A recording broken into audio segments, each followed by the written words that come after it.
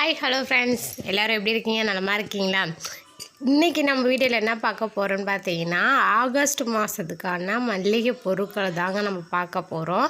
நான் பட்ஜெட் போட்டு எப்படி வாங்கியிருக்கேன் அப்படின்னு தாங்க நம்ம பார்க்க போகிறோம். ஸோ வீடியோ மட்டும் ஸ்கிப் பண்ணாமல் பாருங்கள். அப்போ தான் நான் எப்படி வாங்கியிருக்கேன் அப்படிங்கிறது முழுமையாக சேரும். ஓகேங்களா?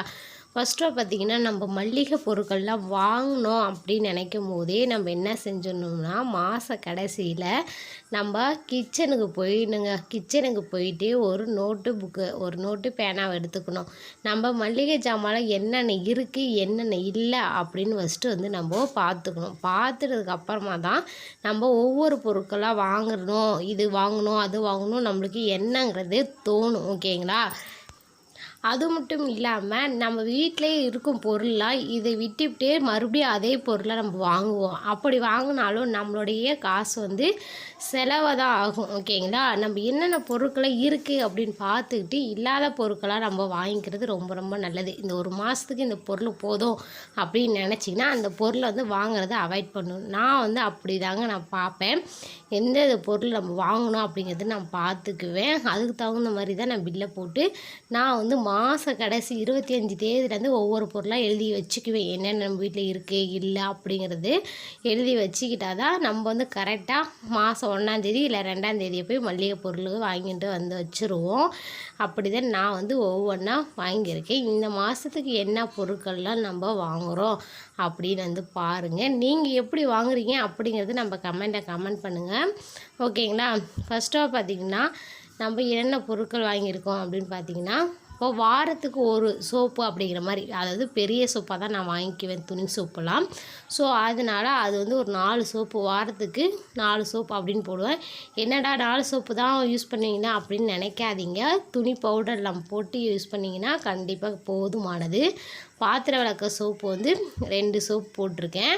அடுத்தா பார்த்திங்கன்னா, இந்த மாதத்துக்கு உப்பு தான், கல்லுப்பு 2 பாக்கெட்டு, தூளுப்பு 1 பாக்கெட்டு நம்ம போட்டிருக்கேங்க. பூஜை ரூமுக்கு தேவையான சூடம் பத்திலாம் போட்டோம். அடுத்தா பார்த்திங்கன்னா, துவரம்பருப்பு இந்த மாதத்துக்கு 1 கிலோ போட்டால் போதும். ஏன்னா ஆல்ரெடி கொஞ்சம் இருக்குது. அதனால் கோதுமை பாக்கெட் பார்த்திங்கன்னா 5 கிலோ பாக்கெட் மொத்தமாக எடுத்தால் நம்மளுக்கு கம்மி ரேட் வரும். இப்போ 5 கிலோ பாக்கெட் பதிலாக 2 கிலோ வாங்கினா 1 கிலோ ஃப்ரீ அப்படிங்கிற மாதிரி போட்டிருந்தாங்க. ஸோ அதே நான் 6 கிலோ பாக்கெட்டாக வாங்குவோம். மொத்தம் நம்மளுக்கு பட்ஜெட்டே பார்த்திங்கன்னா 230 ரூபாலேயே முடிஞ்சுதுங்க. ஸோ இந்தமாதிரி ஃப்ரீயாக ஏதாச்சும் இருக்கா, ஆஃபர் ஏதாச்சும் இருக்கா அப்படி பார்த்து நம்ம வாங்கும்போது கொஞ்சம் நம்மளுக்கு லாபம் கிடைக்குங்களா, அதனால் வாங்கிட்டோம். நான் அப்புறம் பார்த்திங்கன்னா மீன் மேக்கர் 1/4 கிலோ வாங்கியிருக்கேன். மீன் மேக்கர்லாம் பார்த்திங்கன்னா இட்லி தோசைக்கெல்லாம் மீன் மேக்கர் போட்டு குருமா வச்சோம், ரொம்ப டேஸ்டியாக இருக்கும். எங்கள் வீட்டிலே வச்சு எங்களுக்கு ரொம்ப பிடிக்கும், அதனால் நாங்கள் வாங்கிட்டோங்க. பினாயில் தாங்க ஒரு பாட்டில் வாங்கியாச்சு. நெக்ஸ்ட்டாக பார்த்திங்கன்னா, சாக்கு மாதிரி இருக்குது, சின்னதாக இருக்குன்னு பார்க்காதீங்க. நம்ம நல்ல அரிசி தான் 5 கிலோ நான் வாங்கியிருக்கேன். இது பார்த்திங்கன்னா நான்வெஜ் எடுக்கும்போது செஞ்சுக்கலாம். அது மட்டும் இல்லாமல் வீட்டுக்கு யாராச்சும் கெஸ்ட் வந்தால் அவங்களுக்காக செஞ்சுக்கலாம். அப்போ நீங்கள் நல்ல அரிசி செய்ய மாட்டீங்கன்னு கேட்காதீங்க. நாங்கள் நொய்யரிசியே எடுத்துக்குவோம். அதுவும் ரொம்ப நல்லா இருக்கும். முக்கா நொய் அப்படின்னு சொல்லுவீங்களா. நம்ம பட்ஜெட்டு தகுந்த மாதிரி நம்ம ஒவ்வொன்றா வாங்கிக்கிறது ரொம்ப நல்லது. ஓகேங்களா? இப்போ அரிசியை ரேட் பார்த்திங்கன்னா 1600 ரூபா அந்த ரேட் வந்துருச்சு. ஸோ நம்ம அந்த 5 கிலோ வாங்கினா போதும் அப்படிங்கிற மாதிரி வாங்கிட்டோம். அப்புறம் குளிக்கிற சோப்பு பார்த்திங்கன்னா 2 சோப்பு நான் போட்டிருக்கேன். பொட்டுக்கடலாம் பார்த்திங்கன்னா மாதத்துக்கு ஒரு பாக்கெட் 1/2 கிலோ போடுவோம். ஓகேங்களா? துவரம்பருப்புலாம் நம்ம 1 கிலோ தான் போட்டிருக்கேன். ஏன்னா ஆல்ரெடி கொஞ்சம் இருக்குது, அதனால் துவரம்பருப்பு 1 கிலோ தான் போட்டிருக்கேன். அடுத்தா பார்த்திங்கன்னா கார்ன்ஃப்ளவர் மாவு தாங்க, அது 1 கிலோ போட்டேன். இதுக்கெல்லாம் எவ்வளோ பில்லு வருது அப்படின்னு நம்ம பார்க்கலாங்க. இது நம்ம மொத்தமாக வாங்கினால நம்மளுக்கு காசும் கொஞ்சம் சேவ் ஆகும். அதனால் நான் இப்படி தான் வாங்குவேன். நீ எப்படி வாங்குறீங்க அப்படின்னு சொல்லுங்கள். அடுத்ததாக பார்த்திங்கன்னா, இதுக்குள்ள பில்லு எவ்வளோ போட்டிருக்காங்க அப்படின்னு பார்க்கலாம்.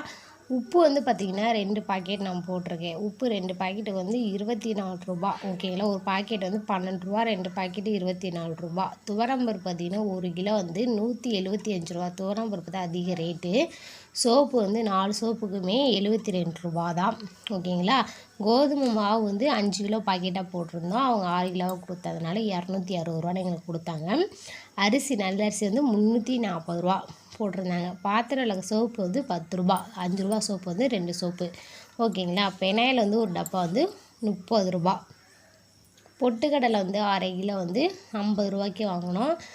மெடிமிக்ஸ் சோப்பு வந்து 2 சோப்பு வாங்கினால 96 ரூபா போட்டாங்க. தூளுப்பு பார்த்திங்கன்னா ஒரு பாக்கெட் 12 ரூபா. மீன் மேக்கர் பார்த்திங்கன்னா 25 ரூபா. கோல்கேட்டு பேஸ்ட் வந்து 70 ரூபா. சூடு அது 2 பாக்கெட் வந்து 40 ரூபாங்க. கார்ன்ஃப்ளவர் மாவு 45 ரூபா.